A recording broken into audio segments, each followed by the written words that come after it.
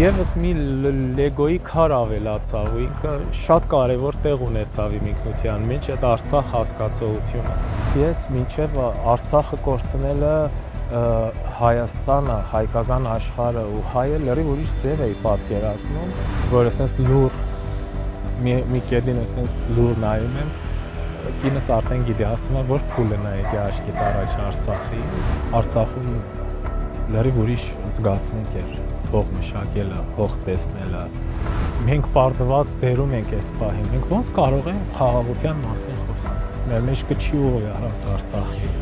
Մեր երեխաների մոտ մենք միշտ պետք է խոսանք վրեժի մասին։ Ասում եմ, բոլոր աշխարհները անցել ենք Սուպեր Մարիոյի, հիմա Դևի աշխարհն է մնացել, պետք է Դևին հաղթենք։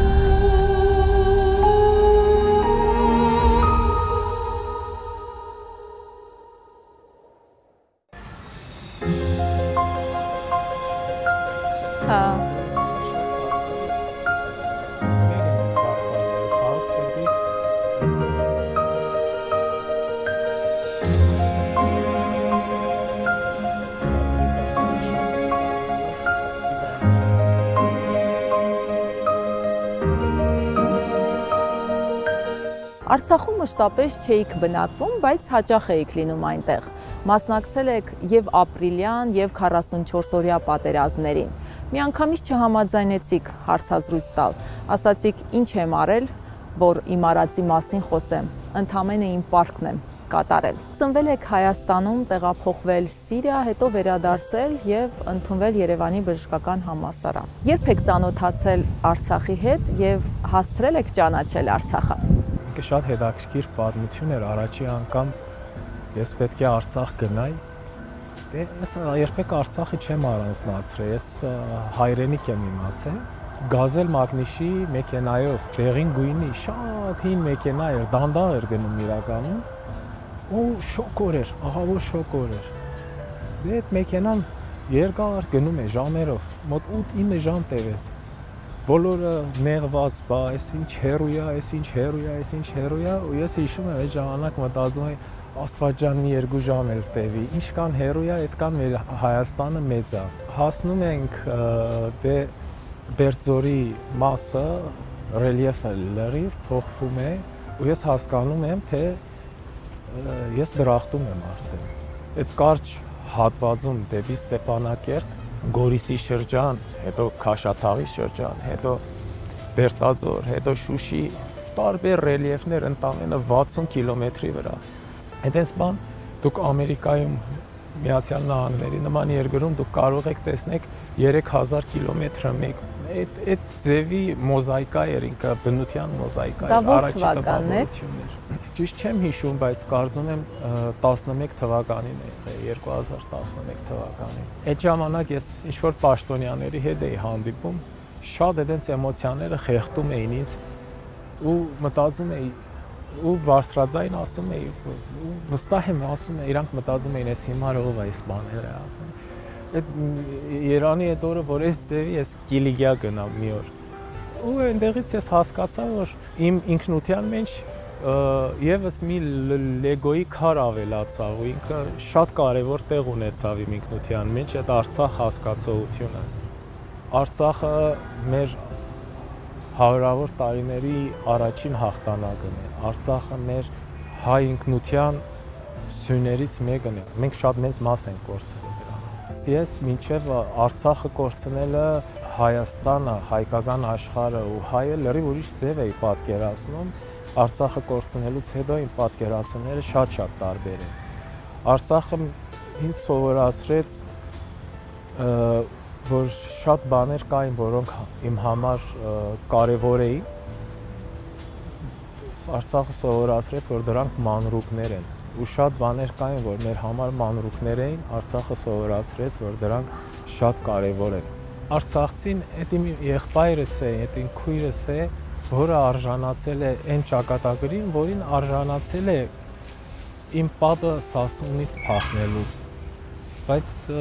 մյուս կողմից էլ մենք առավելություն ունենք, որ գոնե այս դարաշրջանում, 21-րդ դարաշրջանում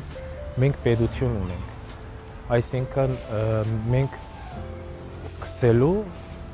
ու պլանավորելու մեծ հնարավորություն ունենք։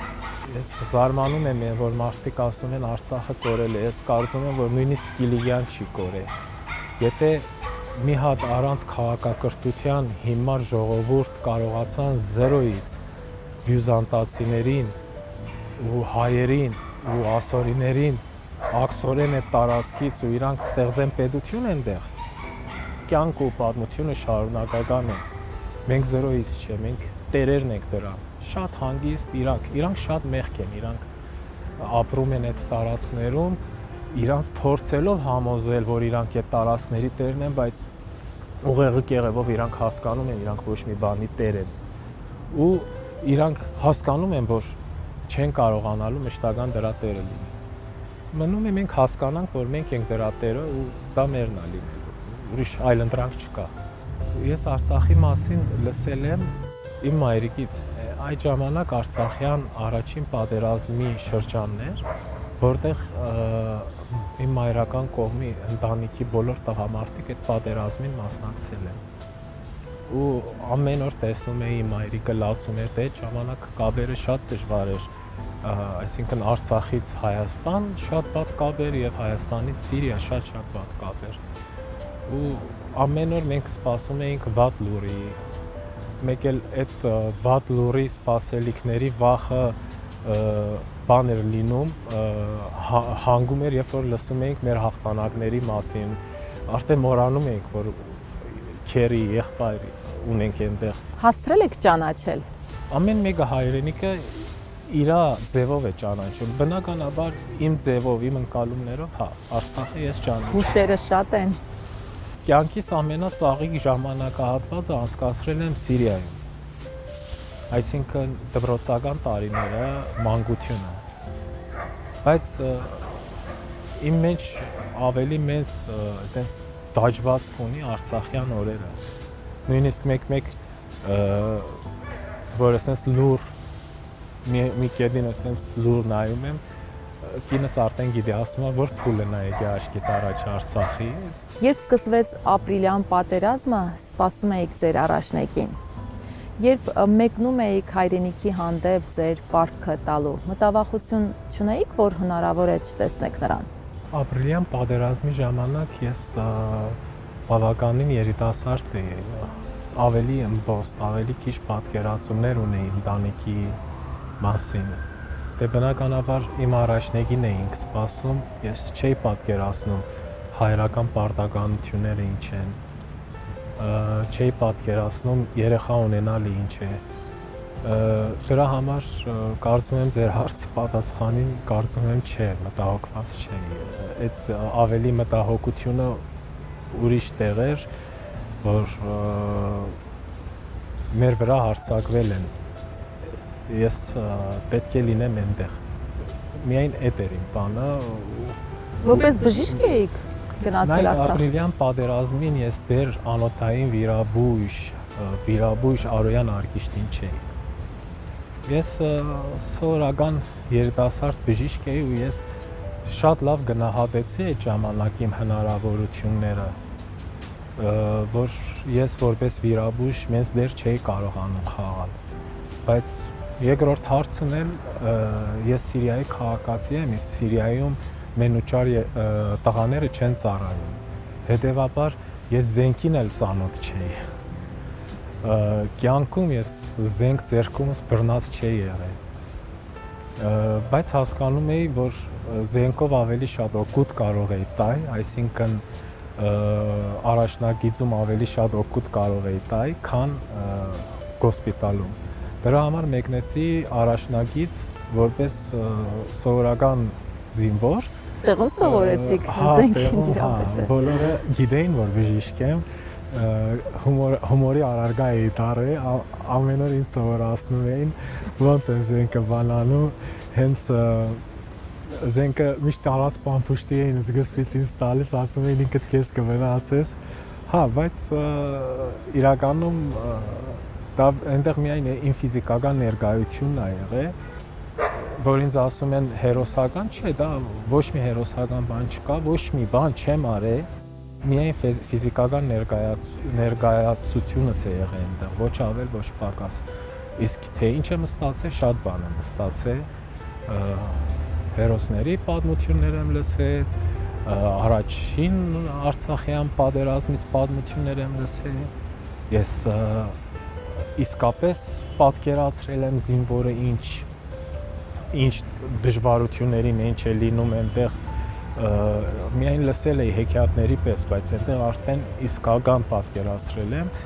ու շատ բան ես ստացել եմ այդ ժամանակ ու իմ հիմիկվա Արոյան Արգիշտիի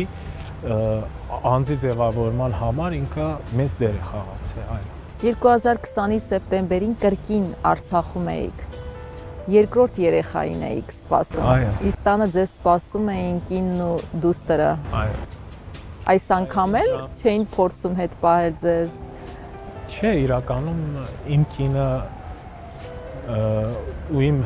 առաջնեկը շատ ուրախ են ինձ ճանապարհել։ Մեր ընտանիքում երբեք չի եղել այդ բանը, որ պետք է չգնաս, խնդրում եմ,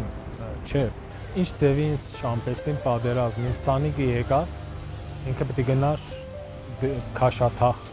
որպեսզի պաշտպանի, մեզ հաջող արեց իմ առաջնեկը։ Պապ, Անդրանիկ ուր է գնում, ասում եմ գնում է, որ մեզ պաշտպանի։ Պապ, բա ամոթ չի, որ Անդրանիկը մեզ պաշտպանի, դու չես ուզում մեզ պաշտպանես։ Տենց վատ զգացի ինձ, բայց ես իրոք քայլեր էի արել, որ գնայի, քաղաքացի չէի, շատ դժվար։ Ու գնալուց արդեն որ ստացվեց պետք է գնամ, եկա, ասի նանե, բալես, պապան գնում է։ Նկար, երկու հատ սիրուն նկար, իրականում այսօր էլ է տվել նկար, ասել է կտանես քո կաբինետում կտախես։ Տվեց, ասես պապ կտանես քո հետ թող լինի, բայց հանկարծ չթողնես թուրքերը գողանան։ Ասում եմ չէ, բալես, աչքիս լույսի պես կպահեմ։ Ու իրականում վերջը արդեն վերջի օրերը, որ արդեն սրվել էր, երեխան պատկերացնում էր, որ շատ հավանականություն կա, որ պապան չվերադառնա։ Հիշում եմ, սկզբի օրերը միշտ զանգում էր, պապ նկարս ուշադիրես, նկարներիս ուշադիրես, ասում եմ, հա, այդ վերջի օրերը զանգեց մի անգամ լացելով, պապ խնդրում եմ, այդ նկարները թող ու արի, ես քեզ եմ ուզում, նկարները չեմ ուզում, այդ ձևի։ Իր անունը որոշվել էր Ադանա լիներ ու մի պահ ես հասկացա, որ եթե ես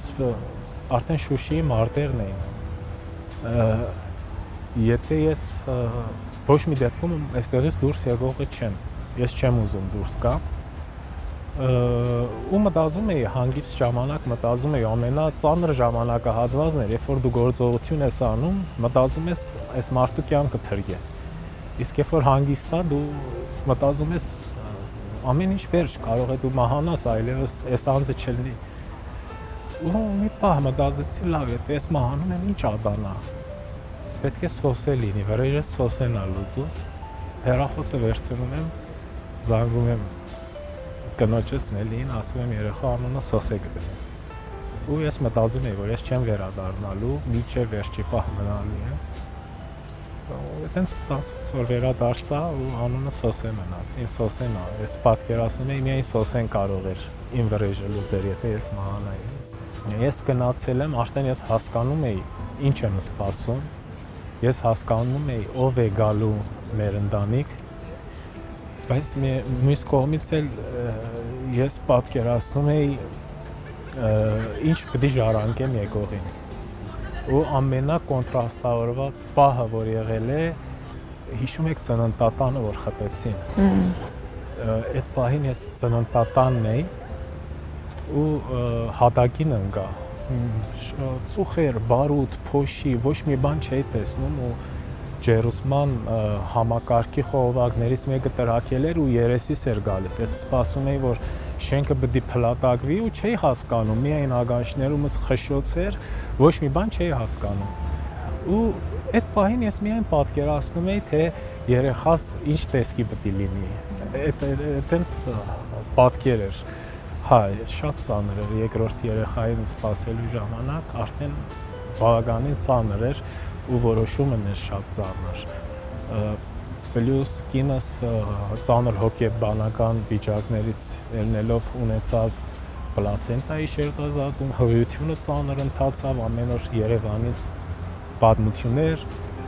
ինձ վիրաբուժական ինչ-որ մատերիալ էր պետք լինում, կինս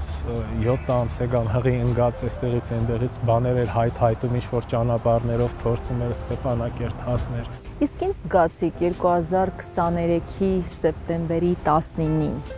Շրջափակված Արցախում պատերազմ էր եւ դուք ոչնչով չեք կարող օգնել, անհնար էր։ Շատ բարդ հարց է, այդ հարցը միշտ ես ինքս ինձ եմ տալիս։ Անկեղծ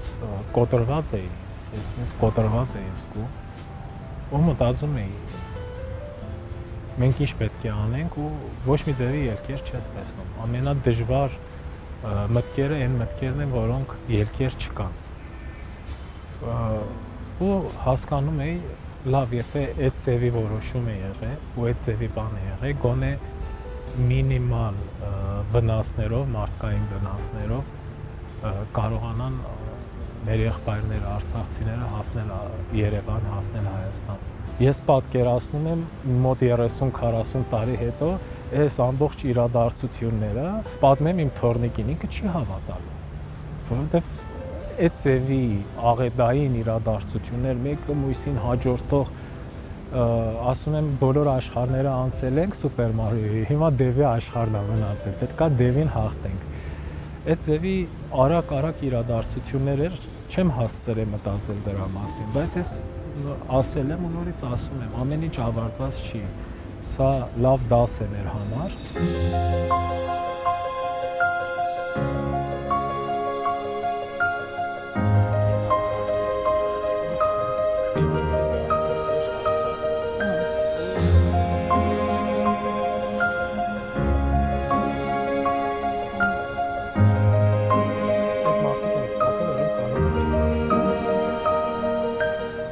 Լավ մարդ, հայրենասեր, հետո նոր լավ բժիշկ։ Այսպես են ձեզ բնութագրում։ Այս հերթականությունը ակամա է ստացվել։ Փորձում եմ պարզապես հայ լինել ու տպավորությունը այն ձևի է, հայ լինելը այդ ամբողջ բնութագրերը պետք է ունենալ։ Հերթականությունը չեք ուզի փոխել։ Կարևոր չի հերթականությունը, կարևորը թե դու ինչ ես, թե հարցը հայը ինչ է ինձ համար, դա արդեն շատ մեծ փիլիսոփայություն է, թե հայ ոնց կարելի է լինել, բայց ձեր նշած հատկությունները բոլորը պետք է հայը բնորոշ լինի դրանով, փորձի մաքսիմում լավ ծնող լինի, լավ հայ լինի, լավ քաղաքացի լինի։ Եվ ասում են, որ չափազանց շատ եք աշխատում։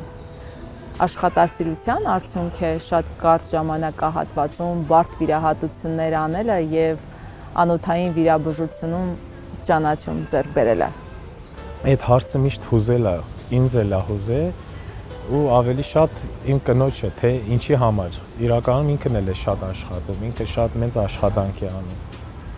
Ու մենք էլ դեռ չենք հասկանում, միգուցե կյանքը նեկարճ, դրա համար շատ մեծ նպատակներ ենք դրել, ուզում ենք հասնենք անել, թե սիրում ենք դա, բայց ասեմ չենք հոգնում։ Ես անձամբ չեմ հոգնում, ֆիզիկապես հա, օրեր լինում են յուրաքանչյուր բջիջ իմ մարմնում ցավում է, ինձ ասում են հերիք է, բայց առավոտ վեր ենք ենում ու սպասում ենք նորից այդ ծանր աշխատանքին։ Իսկ բժիշկ դառնալը ձեզ համար մանկության երազանք էր, թե իրականում ես շատ հզոր մաթեմատիկոս եմ եղել ու իմ կյանքի նպատակը ֆիզիկոս դառնալն էր, մաթեմատիկոս դառնալն էր, բայց քանի որ ընտանեկան առումով մենք սերունդներ բժիշկներ ենք եղել, ես այլ ընտրություն չգիտեի։ Այլ ճանապարհ ընտանիքի ֆինանսական ջանքերը կամ այլ ճանապարհ լավ մարդ լինելու չգիտեի։ Ու դառա բժիշկ ոչ թե իմ ընտրությամբ, այլ դառա բժիշկ ծնողների ժառանգական, գենետիկ, շարունակական լինելու նպատակով։ Ու ես հասկացա, որ շատ լավ մասնագիտություն եմ ընտրել, այս գիտակցությամբ, եթե ես նորից 0-ի գնայի, Ես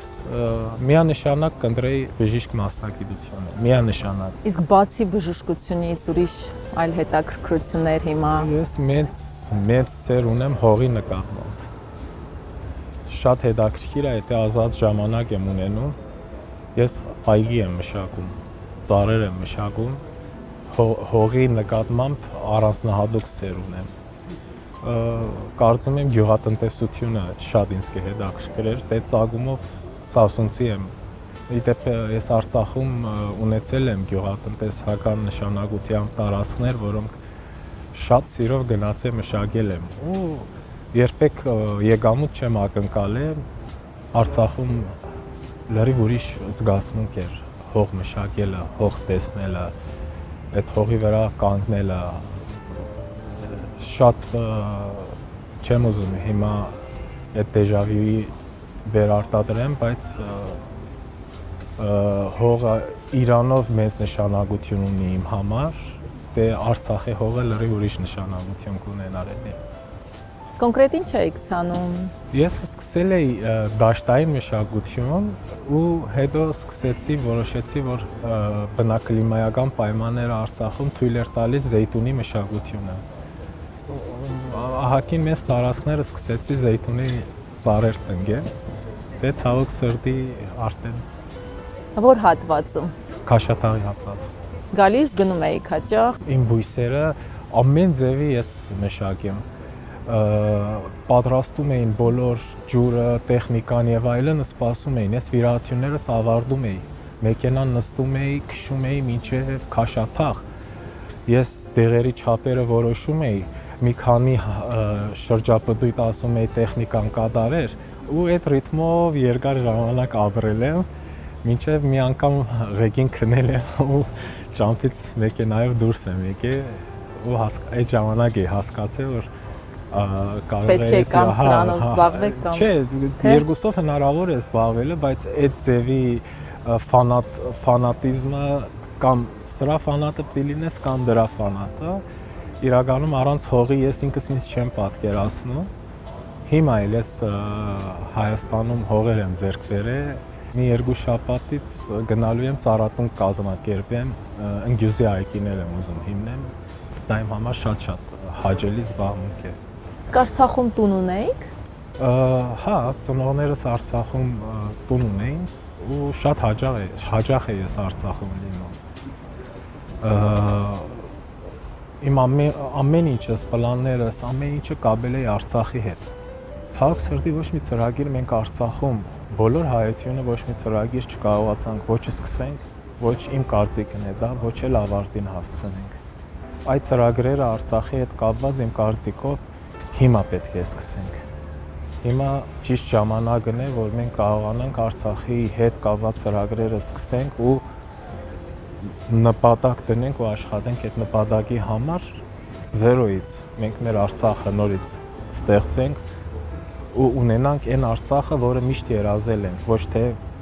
այն Արցախը, որը ունեցել ենք ու չենք գնահատել։ Բազմաթիվ զինվորների կյանք եք փրկել Արցախում։ Ես դրա մասին շատ քիչ եմ խոսում ու դա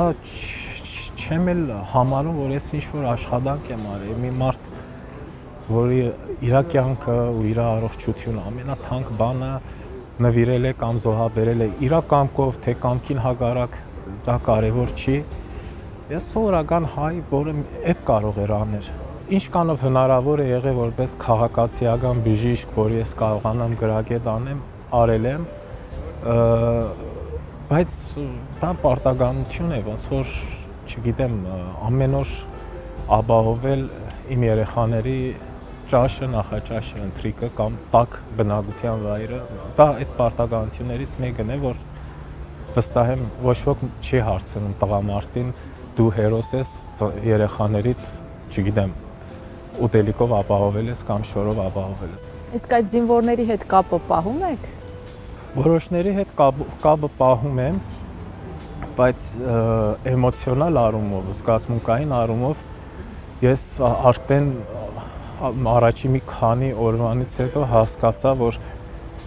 ես այնտեղ եթե շարունակեի որպես եղբայր կամ հայր կամ հարազատ կամ հայ նույնիսկ շարունակեն վիրաբույժ աշխատել, որակը շատ կտուժ էր։ Դրա համար փորձում էի արդեն վիրավորների հետ էմոցիոնալ կապի մեջ չմտնեի, որովհետև շատ ծանր էր, շատ եզակի դեպքեր եղան առաջի շրջանը, որ իրոք իմ հոգեգանը խանգարվել էր, հետո պատերազմից հետո ահագին ժամանակ պահանջվեց, որ ես այդ պոստ-տրավմատիկ սինդրոմը կարողանամ հաղթահարել։ Բոլորի հետ չի ստացվել, ոմանք հետո իրանք են եկել ինձ գտե, ոմանք եկել են ուզեցել են իրանց հարսանիքի քավորը լինեմ, հետաքրքիր դեպքեր են եղել է, որ ռեստորանում նստած շատ յուրահատուկ սպասարկում եմ ունեցել, հետո բերել են արցախյան փախլավա են հյուրասիրել, ես շատ պարզ մարդ եմ, էությամբ պատկերացնում եք, ես կյանքում մաս չեմ սանրել, այդ էությամբ մարդ եմ ու ինձ այդ լաքշերի միջավայրը շատ դիսկոմֆորտ է, բայց ահա որ լաքշերի վիճակ էր, վերջը փախլավա հյուրասիրեցին, ասես կինս նայում է, ասում է, կարող է դու ինչ-որ պաշտոն ես ստացել, մենք տեղյակ չենք դրա մասին, ասում եմ, չգիտեմ իրականում։ Մայրիկը մոտիկանում է, բա մենք քեզ հիշեցինք, դու իմ որդու կյանքն ես փրկել, ուզում ենք շնորհակալություն ասենք, շատ ազդված էի, բայց մյուս կողմից եթե մենք արտար ենք մտածում, ես իր որդու կյանքը չեմ փրկել, իր որդին իմ ընտանիքի կյանքն է փրկել, իր առողջությունը զոհաբերելով, ես մինիմումն եմ արել այդ որդու համար, որ գոնե հետևանքը իր զոհաբերության հետևանքը քչացնեմ, մինիմալի հասցնեմ։ Ես այդ ենք մտածում, այդ կարծիքի եմ ու դրա մասին շատ քիչ են խոսում, նույնիսկ տանն են քիչ խոսում։ Նաև ճիշտ է, որ իրենց երեխաներին են ձեր անունով կոչում։ Հա, եղել են դեպքեր։ Շատ զինվորներ, բժիշկներ։ Եղել են դեպքեր, քիչ դեպքեր, որի մասին ես լսել եմ։ Հա, բայց դա իմ անունը չի, դա հզոր թագավորի անունն է, որի անունն էլ ես եմ կրում։